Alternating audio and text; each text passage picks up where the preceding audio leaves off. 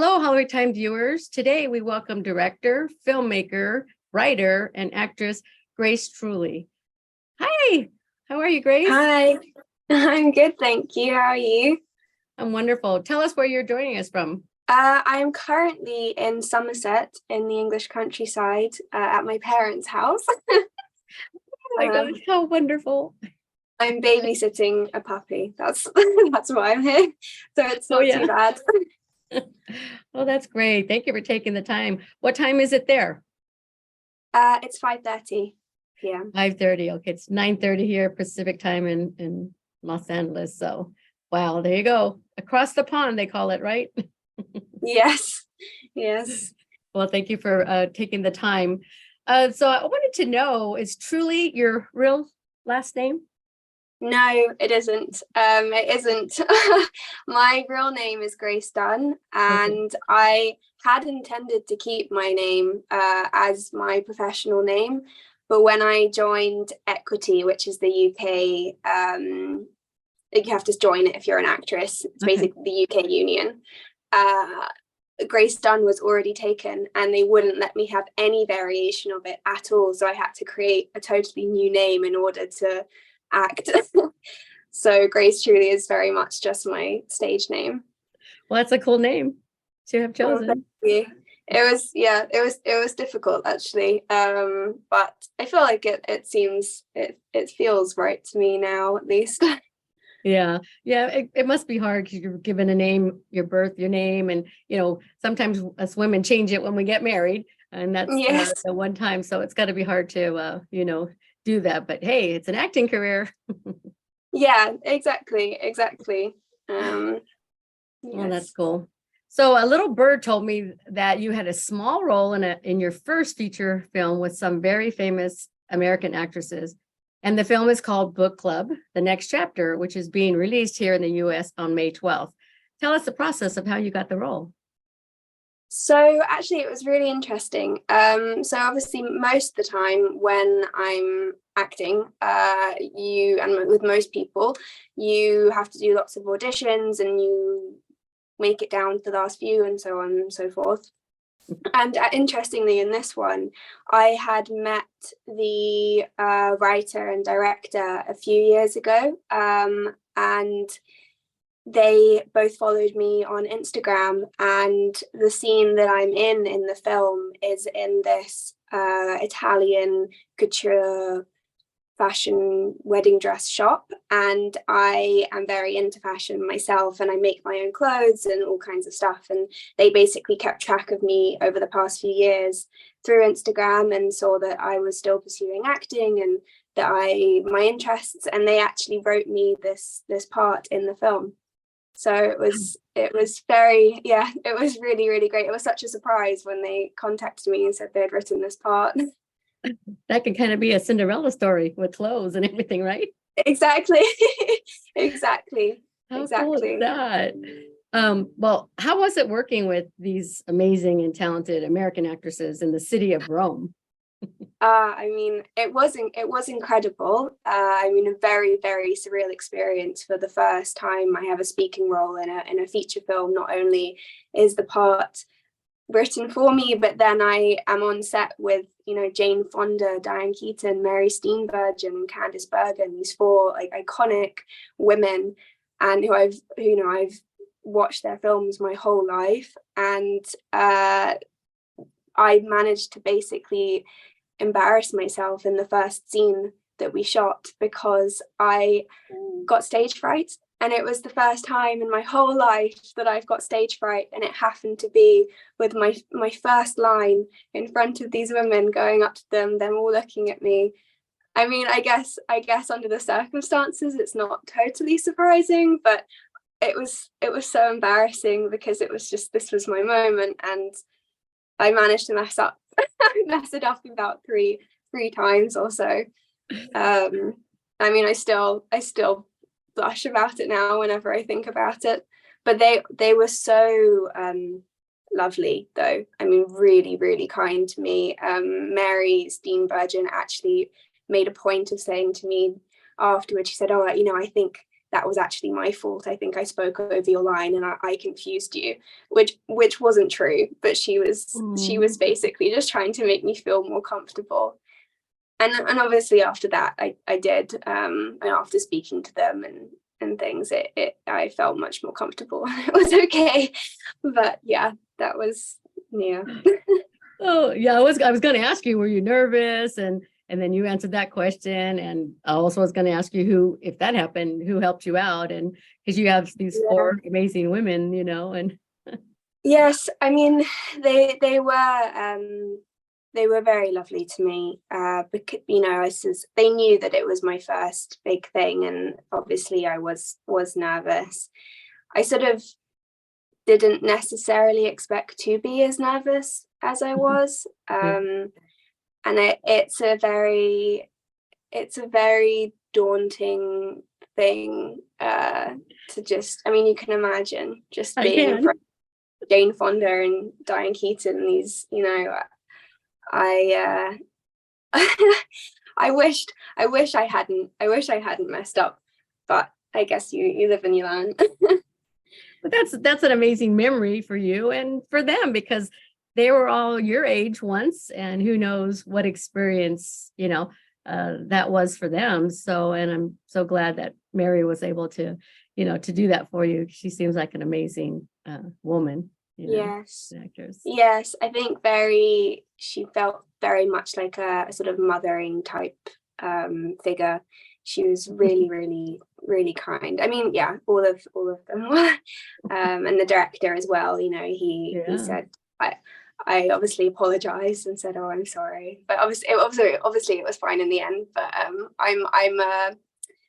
I'm very much a perfectionist, so I hate it when I make any kinds of mistakes. So, but yeah, no, it was really great, and I you know, at the end of shooting, you know, they came up to me, you know, something, you know, I'll never forget is the Jane Fonda coming up to me at the end and shaking my hand and saying that she, you know, thought that I had a, you know, wonderful future ahead of me, and, you know, but yeah, very, very generous and kind. Well, for other inspiring actresses, what would you tell them? And like, what did you do when you said you got nervous and that happened? How did you make it so that it went away? You know, that fear.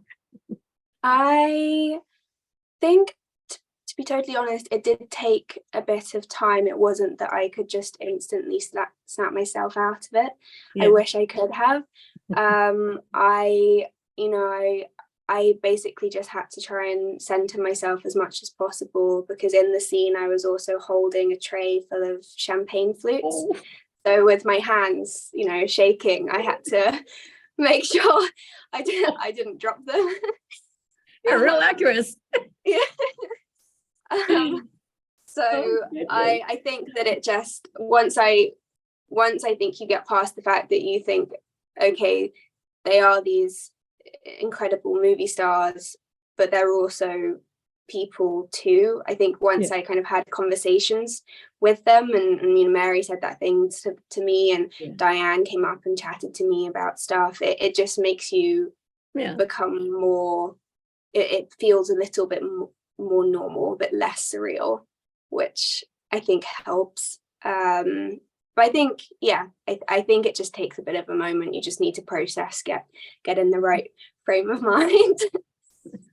Yeah, I understand what you're saying, because there's times when I'm on a red carpet and I just covered the Marvelous Mrs. Maisel and I got to meet all of the characters, and I was so nervous that, you know, you have to try to breathe and tell yourself they're just regular people, but they're characters, and you know, you have to see them as the actor and actresses, not the character. And I get what you're coming from. It's like, oh. Yes. Yeah, I mean, that's true. I think that's the other thing, to be honest, that helps for me, at least, is very much trying to look past the fact that they are, not only are they people, but they also are playing these characters, and you're obviously playing a character too. So to try and be that person as much as possible. You know, I tried to think, okay, well, if this was my job, that I did this every day, Being this assistant working in this fashion house, I wouldn't feel nervous about these 4 American women coming in and, looking at wedding dresses like that. It wouldn't. So, getting into the character as much as possible obviously helps. For sure. Well, did you watch the first movie so you'd have to research for their characters? Yes, I did. I really enjoyed it. Wasn't it great? It is, and it's so nice to have films that are just so personable and bring so much joy. I think. Have you been able to, we can't really talk too much about the movie because this hasn't come out yet, but have you seen it yet? No, I haven't seen it. Will you be coming here to the US for a premiere? Yes. I will be coming. So I'll see it a few days before it's released at the premiere in New York. And that will be the first time that I see it. Wow. So that's quite exciting. Yeah, that's so cool. And will you be here in Los Angeles or New York for a premiere? New York. And then I'm actually coming from New York to Los Angeles for a week to, meet some people and do some things. Very cool. Have you been here to the States before? Yes, I have a few times. I've spent quite a lot of my childhood traveling. So yes, I really love it, particularly LA. I'm very fond of LA. Oh, we like that. Well, I read that your dad is a cinematographer, Andrew Dunn. So you were around films sets. Was that led you to want to be an actress? Yes, definitely. So that's the thing, I grew up traveling with my dad, with my mum and my brother. And so I would spend, half my childhood on film sets, watching him work and being around all the crew, the cast, meeting people. And I think for me, there was essentially no other path that I could have imagined taking. I think that I've always wanted to do a lot of things. So I think for me, acting, I love acting and inhabiting different people and characters, but I also, write and direct. I haven't done my own feature yet, but I'm working on it. You've been one busy young woman. I wanted to know, what is it like being part of a film festival with your own short film, that you were featured in and won awards? What was that like? It was really great. So I did a short called A Delirious Eye, and unfortunately it had its festival run during COVID. So I didn't actually get to go to the physical festivals, but I got to experience a lot of virtual festivals, and it was quite interesting to actually see how they managed that. And I was very surprised. I was very surprised that it did as well as it did, because it was just something that I wanted to do, and it was actually only because of my mum that I entered it into festivals, and I never expected it to be anything. Well, the thing about COVID for us, like journalists and stuff, and probably yourself, like the film festival, we found out what Zoom was. It was either in-person interview if you could, or on the phone, people were abroad or different states. So, I love Zoom, now, because at least I get to see your face. We're not in person, but pretty much, we're here on the screen together. So I really love that coming, that we learned about Zoom. No, exactly. Me too. I think that it's done a lot for a lot of people, and just in terms of meeting new people, but obviously keeping in contact with family, friends from all over the world. And it was good with the festivals. It felt like I was part of it, even though I was holed up in in lockdown. Yes. Well, that's true. We all went through it, and I'm glad everything's okay with you and your family. So, but of course, I have to ask, which do you prefer, in front of the camera or behind it? At the moment, I prefer in front of the camera. That's my focus right now. But I think that I can't imagine ever not pursuing both. I think there's too much that I want to do and create that I would find it difficult to give up one or the other. So, luckily I don't have to. So acting at the moment. Good for you. I also read that one of your pastimes is a dressmaker, which you briefly touched that you were sewing since you were 5. Did your mother teach you to sew? My grandmother, actually. My grandmother did. She has taught me a lot of different creative skills. She's taught me sewing, crochet, needlepoint, knitting. She's an amazing craftswoman. And as soon as I started sewing, I basically never stopped. And I do it very regularly when I have the time. It brings me a lot of joy. That's something, and some of that you could do on the plane. Do you do some of that on the plane? Because you have long plane rides. Are you allowed to bring needles on a plane? Oh, that's right? Yeah, oh, because I was thinking, I've got a knitting project at the moment, and I thought, am I allowed to bring knitting needles on a plane? That's true. I guess I've never even thought of that. Yeah. I mean, I know I've done crochet and never even thought about it, but that was before 9/11. So. Yeah, I think I'll have to look it up. I think if I can, I will. Yeah, it's a very good time. Something for your time when you're done doing that. And also, as far as like dressmaking, I read where you were also on Downton Abbey, A New Era. That must have been awesome being around all those costumes. What was that like? Yeah, that was incredible. I absolutely loved it. In the part that I was in, I don't know if you've seen the new Downton Abbey film, but yeah, the sort of Victorian film that they're making in Downton Abbey. I'm one of the cast members of the film, and so I wasn't wearing the sort of 1920s Downton Abbey outfits. I was wearing, the full corsets, the crinolines, the petticoats. Wow. And I mean, for me, I absolutely loved it because I'm very into period costume, and I've made a corset in the past, and I love the construction of clothes. So to see how an outfit like that is built from the bottom up is a real kind of luxury, I think. And I mean, apart from it being summer, so it was quite hot. It was it was incredible, and being in that iconic like Downton Abbey house as well. I mean, it was felt Highclere Castle, yes. It was again another kind of fantasy experience. Do they allow you to have cell phones to take pictures? Are you allowed to? No. Oh, bummer. No. Just up here. Yeah, just up here. They make you leave it all with your modern day clothes. Your modern day clothes. Oh, that's understandable, but how wonderful that must have been for you.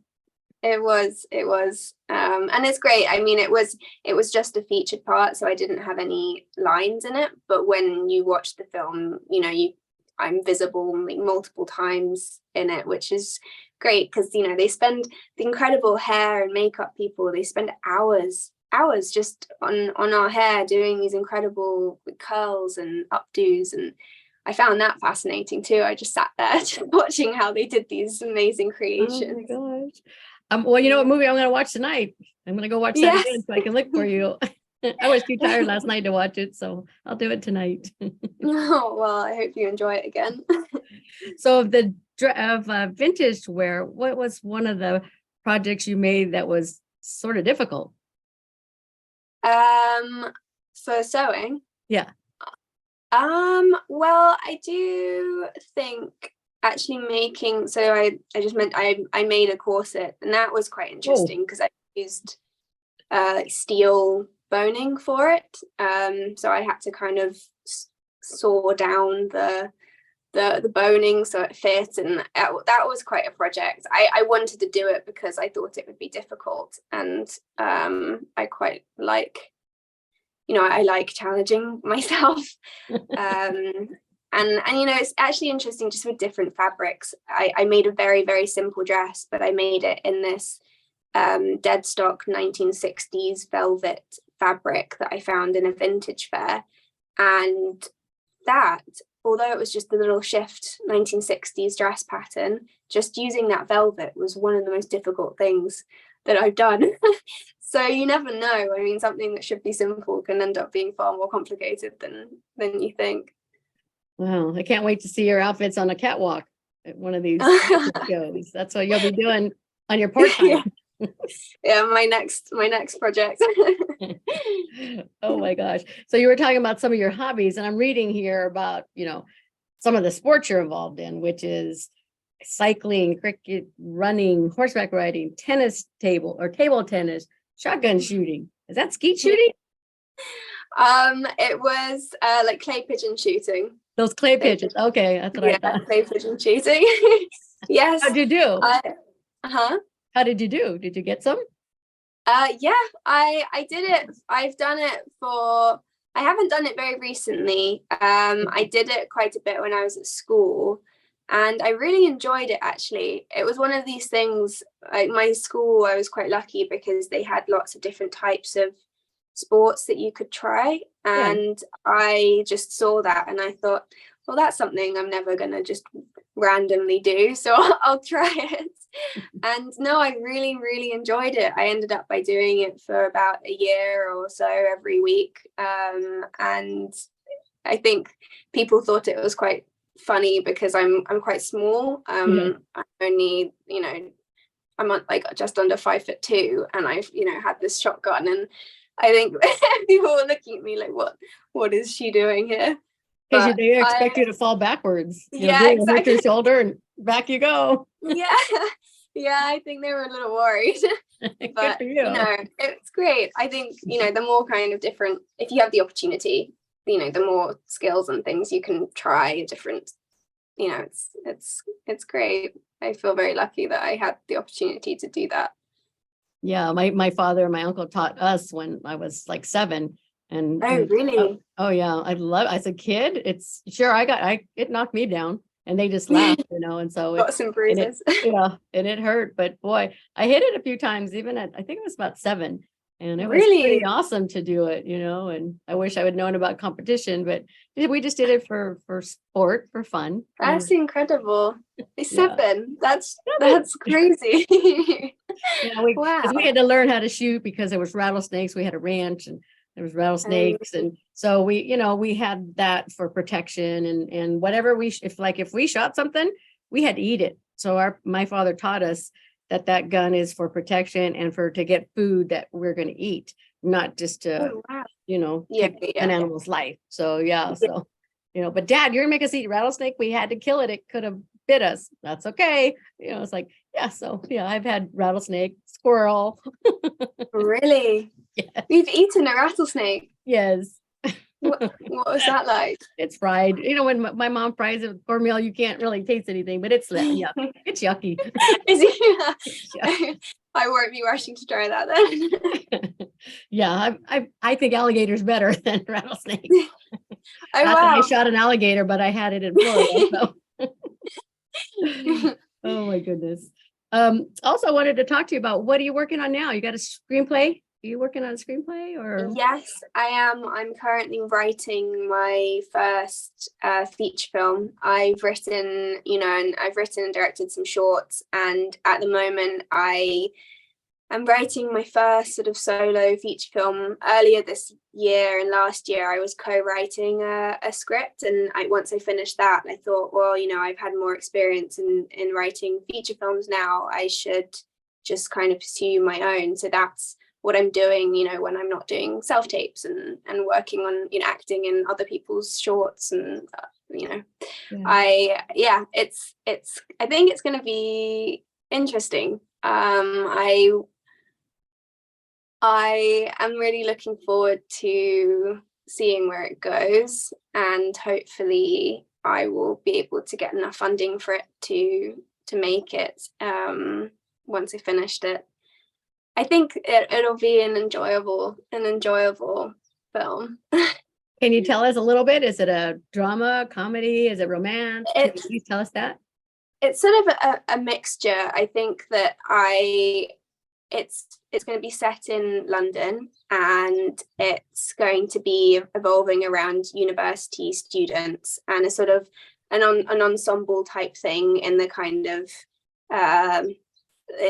similar to some sort of Richard Curtis films, but not like that. But also mixed in with things like maybe like Dirty Dancing, or films that I've sort of grown up really enjoying. I feel like it's sometimes easier, in the past I've written like A Delirious Eye, my short film, that's more of a sort of horror type thing, and I feel like sometimes it's easier to write and create things that are darker or more miserable, and I really want to make something that will bring a lot of joy to a lot of people of all ages. So that's my main goal with it. And do you also journal? Where you journal, write down things daily? I've tried in the past to write diaries and things like that, and it's never really stuck.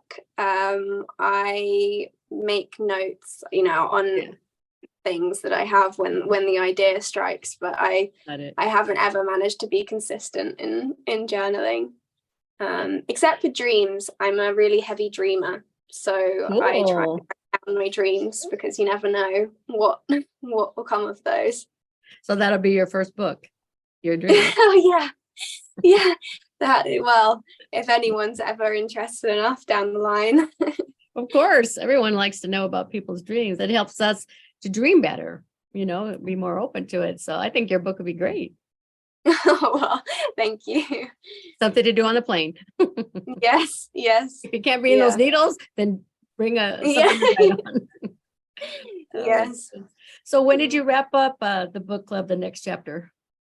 It was last summer. It was July, I think, last summer.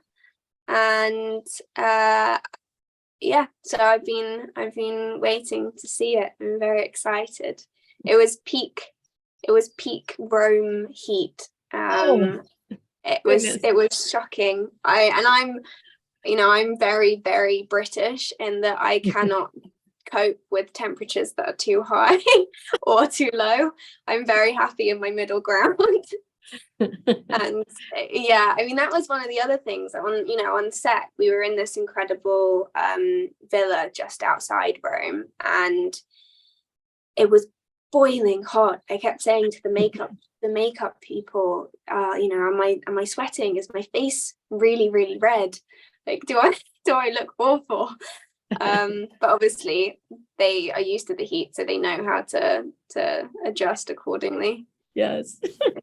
Well, hopefully you'll have nice weather in New York when you go. Yes. I don't know what New York weather's like. I guess well, they can have humidity there, so really? we don't have that here in Los Angeles. We can have heat, but we don't have that humidity, so it's different. Not sure what it'll be like in May. Hopefully it'll be nice still. So. Yeah. And this will be the first time you'll be seeing the four women, right? Since the movie? Since then, which will be really nice. Exciting. Yeah, I'll look forward to that. And Bill Haldeman, who's the director, he's so lovely. And he and Erin Sims co-wrote it, and they're just like the kindest people. So it'll be just really nice to see everybody, because it was such a wonderful environment and everyone was so generous and kind, and so I'm very much looking forward to it. That's good to hear. Well, I love those women, but boy, Don Johnson and Andy Garcia have my heart. So yes. Yeah, maybe because I haven't met them, but I guess if they're going to be there for the premiere, maybe that will be my chance to have a chat with them, which would be great. So how can our viewers find you on social media?